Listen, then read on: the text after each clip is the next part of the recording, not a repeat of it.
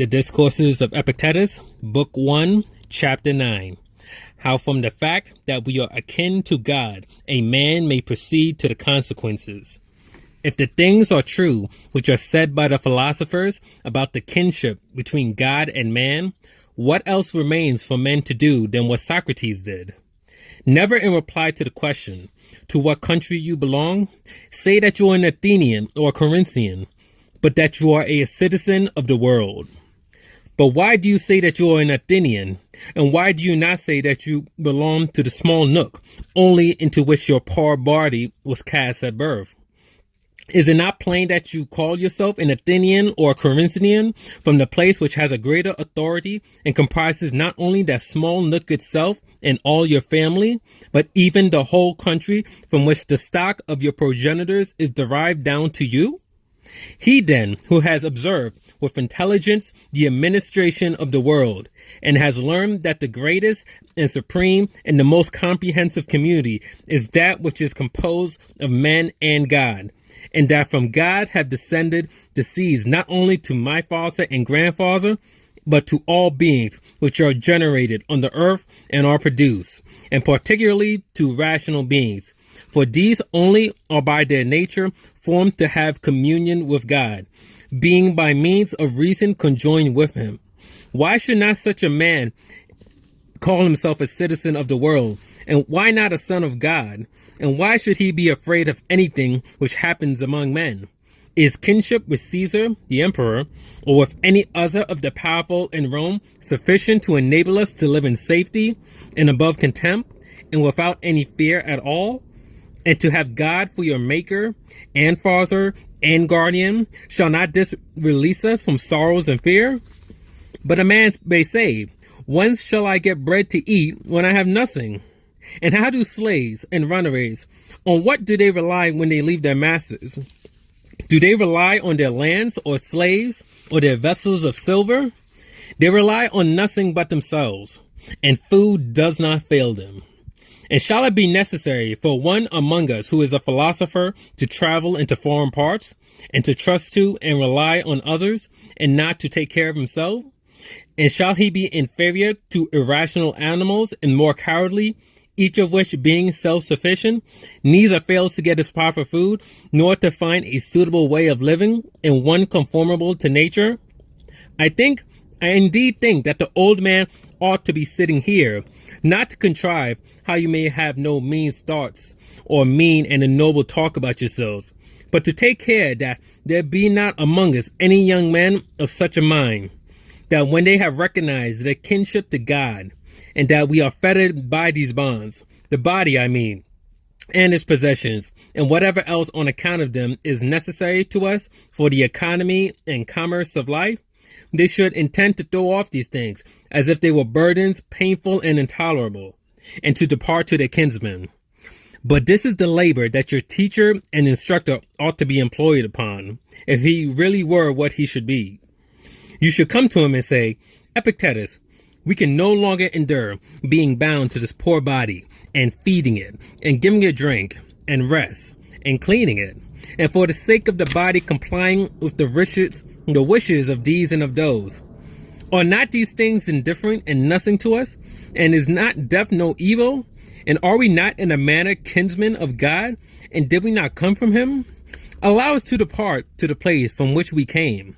Allow us to be released at last from these bonds by which we are bound and weighed down.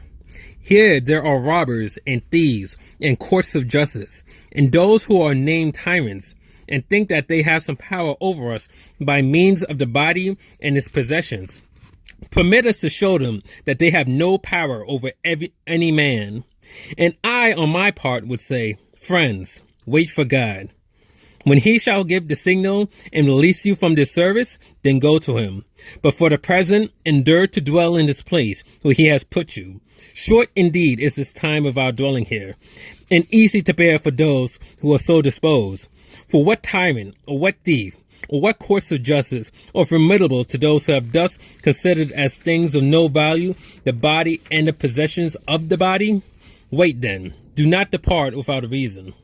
Something like this ought to be said by the teacher to ingenuous youths. But now what happens?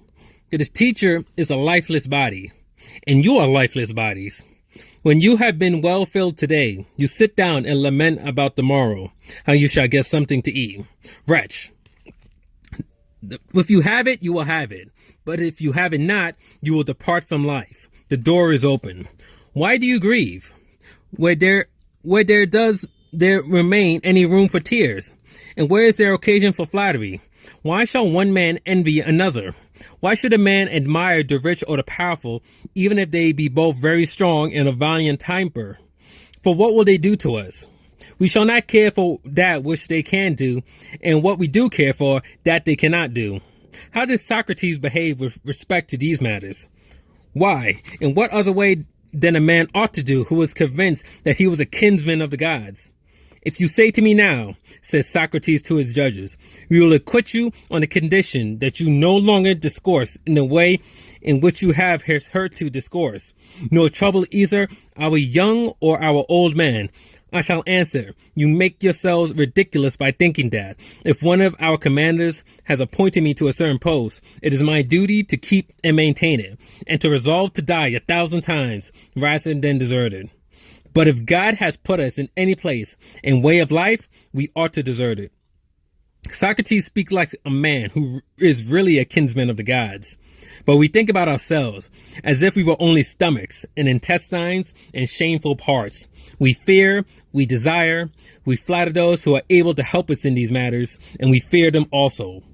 A man asked me to write to Rome about him, a man who, as most people thought, had been unfortunate, for formerly he was a man of rank and rich, but had been stripped of all and was living here. I wrote on his behalf in a submissive manner, but when he had read the letter, he gave it back to me and said, I wish for your help, not your pity. No evil has happened to me. Thus also Musonius Rufus, in order to try me, used to say, this and this will befall you from your master. And when I replied that these were things which happen in the ordinary course of affairs, why then, said he, should I ask him anything when I can obtain it from you? For in fact, what a man has from himself, it is superfluous and foolish to receive from another.